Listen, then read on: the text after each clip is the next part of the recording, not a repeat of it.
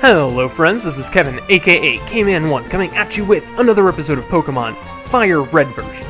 In the last episode, we took down both our rival Garyoke and the boss of Team Rocket, Giovanni, and we also got ourselves a shiny new Master Ball. And in this episode, as promised, we were going to be exploring some different stuff open to us in Saffron City. And I forgot to heal because I literally just finished recording the last episode. So we're going to do that right quick. But then, for real, we are going to be exploring Saffron City. Hooray. Thank you for waiting. We've restored your Pokemon to full health. We hope to see you again. You will. You will see me again. But it's still kind of weird that you're looking forward to it. Anyways, the first big thing that is now open to us is this house? I think it's this house. Nope. I was wrong. The real thing that we're nope. Yes, actually. Is this house, probably, hopefully, maybe. It has stairs, so I'm feeling optimistic. And it's a little girl. Hi, do you like Pokemon? No, I just asked you. Huh? You're strange. Quit mimicking? That's my favorite hobby. Yes, in the original games, she would give you the TM for Mimic, but that move is not a TM in this generation. Or at least I'm pretty sure that's what she would do. Boop. Is one of these a move tutor form, maybe? Nope. But yeah, this house is, I'm pretty sure, blocked off by a Team Rocket grunt, but I'm not completely sure on that. Saffron City, shining golden land of commerce. Cool. Anyways, something that I haven't pointed out before is that there are actually 2 gyms in Saffron City. And you might be wondering, what's that all about? Well, if you talk to this one, it turns out this is not a gym, it is a fighting dojo. So let's see what that is all about. There are a bunch of trainers here, and only half of them are technically required. So, you know what, YOLO, I'm just gonna show all of them. On screen, probably. Maybe. Haven't decided. Might speed up, might do post-commentary. We will have to find out. Whoa, you're trespassing in our fighting dojo. But you do need to fight at least 2 of these guys, so I figure I may as well show off some of the battles. Black Belt Hitoshi. Go onward. Technically this has been available to us since we first had access to Saffron City, but I felt it would be wrong to take care of it. I don't know. I just didn't think it really fit anywhere. And I didn't need to... Well, this wouldn't have been a very good spot for level grinding before Koga. And... I don't know. I just wanted to wait until now, basically. And you might be thinking, well, if this isn't a normal gym, then it's probably a complete waste of time and useless, and you're a terrible Let's Player, and you should never go here again. There is actually something very, very worth your while for coming here. And I am all about showing off cool stuff that you can get. So, let's just go ahead and one-shot everything because Omelette is already wrecking face left, right, and center. Barely not getting the level up though, which is very disappointing. Oof, I give up. And we got money for winning. And we'll automatically trigger the next trainer. I hear you're good. Show me! That was a burp. Sorry about that. This is a very, very gross channel. Full of burps and other random weird noises. But that's par for the course with Let's Players, so far as I've been made aware.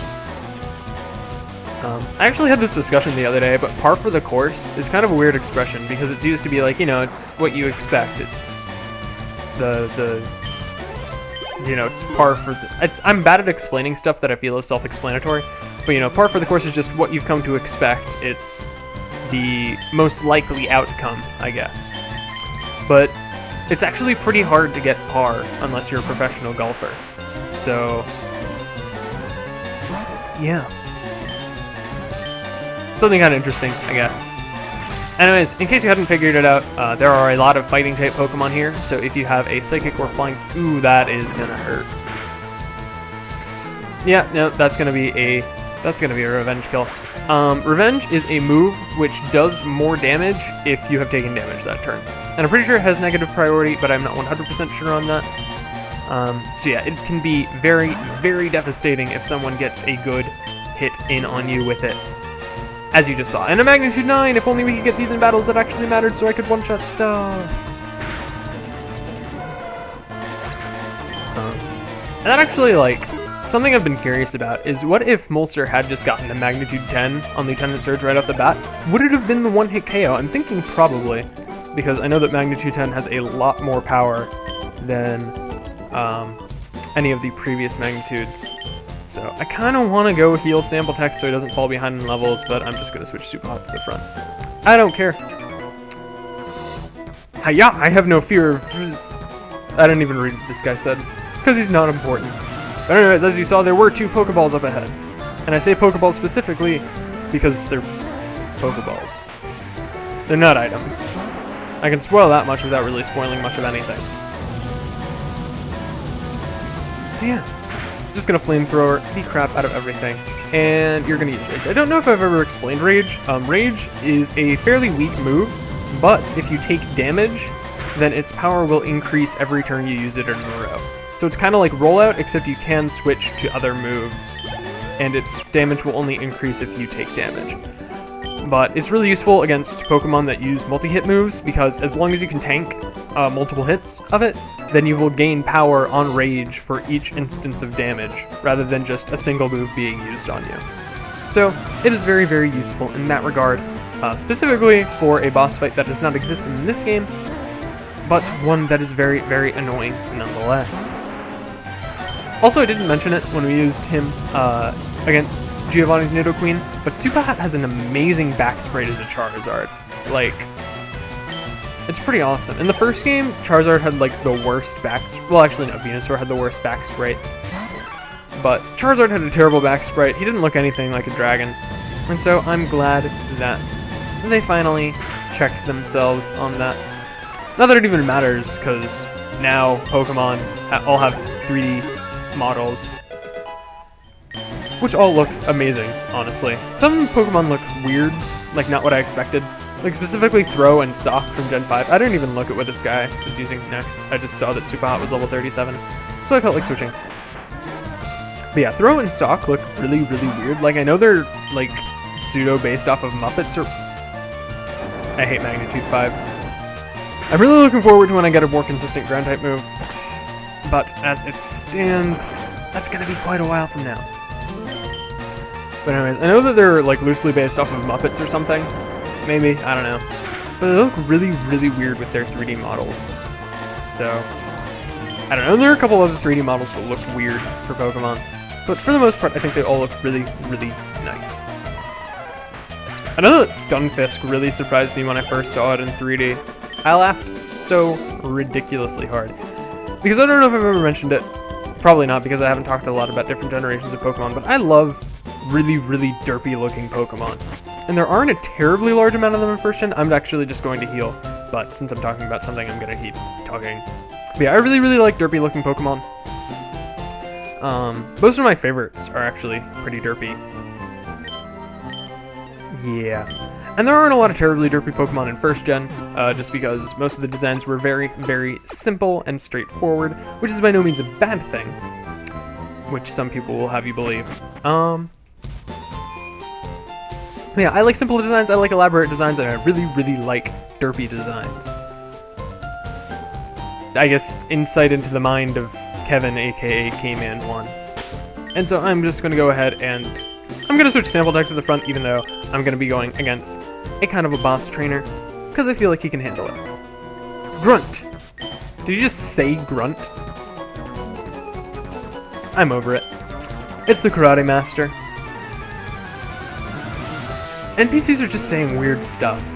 Like, a bunch of weird stuff is happening. I don't remember Gen 1 being this odd. Maybe it's just that I don't play first gen all that often. Because as I've stated, I don't dislike any generation, but first gen is probably... that did a lot of damage. I don't know. First gen is probably my second least favorite generation out of... Why would you... Okay, Pokemon AI being weird again. But anyways, I should probably talk about the boss. Actually, now that I think of it, I've been completely spacing out. He uses Hitmonlee and Hitmonchan, which are both fighting types that we haven't been able to see before.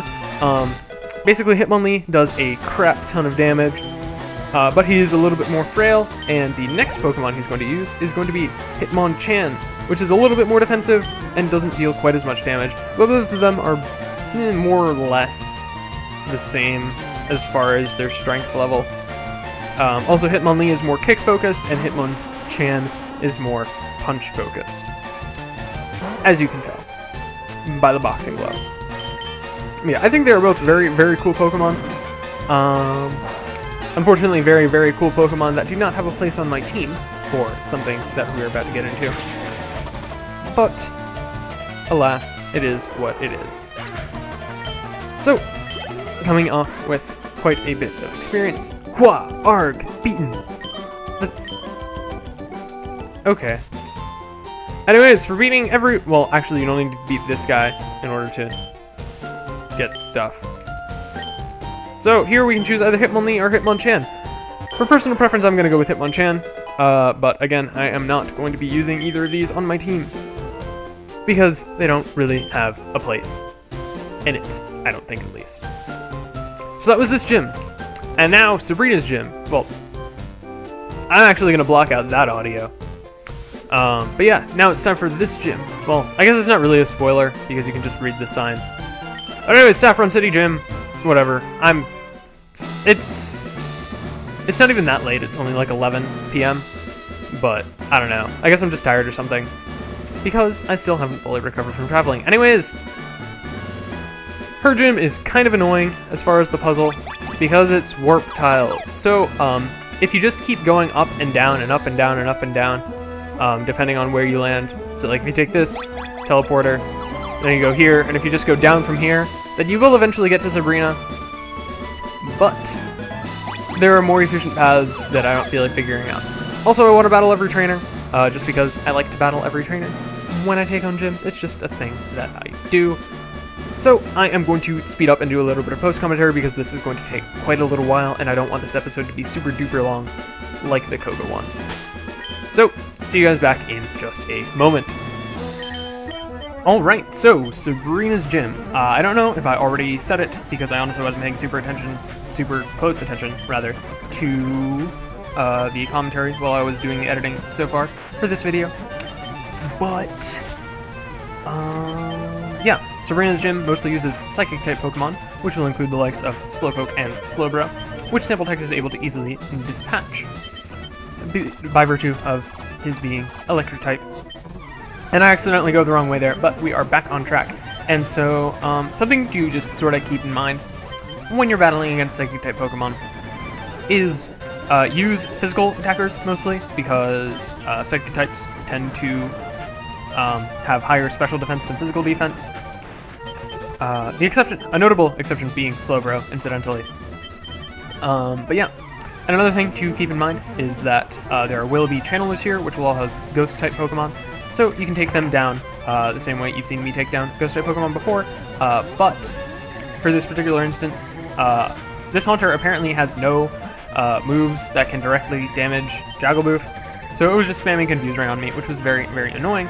So I switched over to Molster and took it down with a couple Rock Slides. Very, very nice. I'm cool with that, and I'm going to leave to heal because my team is low, and I don't feel like cutting it out because it is at 4 times speed. Anyways. But yeah. So switching around Pokemon just to have the right stuff in the front. I'm definitely going to be using a lot of Jaggleboof and Molster, because Molster is usually fast enough to be able to get hits in before the opponent can do anything, and Jaggleboof can just tank hits fairly easily with its good HP stat. Very, very cool. Yeah, I honestly don't really care for the gym puzzle here. Like, most of the gym puzzles are kind of whatever. Like, I don't really care that much about them. Because, like, the first gym didn't even have a puzzle, nor did the second gym. It just had kind of an interesting path where you could avoid a couple trainers. I absolutely hate Lieutenant Surge's gym puzzle. It's just super obnoxious. And I hate it. But Erica doesn't really have a gym puzzle. It's just a matter of navigating with the cut bushes. Koga's gym, I've always thought had a really interesting puzzle with like the little invisible walls. But I have pretty much always known about the fact that you can kind of sort of see them if you look close enough. So I never really had issues with that puzzle. I've just thought it was really cool because I really like the idea of invisible walls. Just something that I've always found to be kind of interesting. And then this gym puzzle, it's just, I don't feel like memorizing the proper path. And since I know that there is this easy path you can take in order to get through, I usually just do this anyways, because I'm not all about trying to memorize nonsense like pathing through a big teleporter maze. But anyways, I'm pretty sure this is going to be the last trainer, so I will go ahead and turn it over to Past Kevin in just a couple more seconds. So, yeah, see you then. Well, that was fun, wasn't it? No? Yeah, I figured. Probably not. Anyways, here we are at the gym leader. And so, I'm gonna be a jerk and we're not gonna battle her until the next episode. So in this episode, we took down the fighting dojo, and we took down all the different gym trainers here at Sabrina's gym, and in the next episode, we're going to be actually talking to her and battling her. But you guys have to wait actually 2 days, because this is gonna be going up on a Tuesday. So yeah, you guys are gonna have to wait 2 days. Ha! Joke's on you. Anyways, I'll see you guys next time.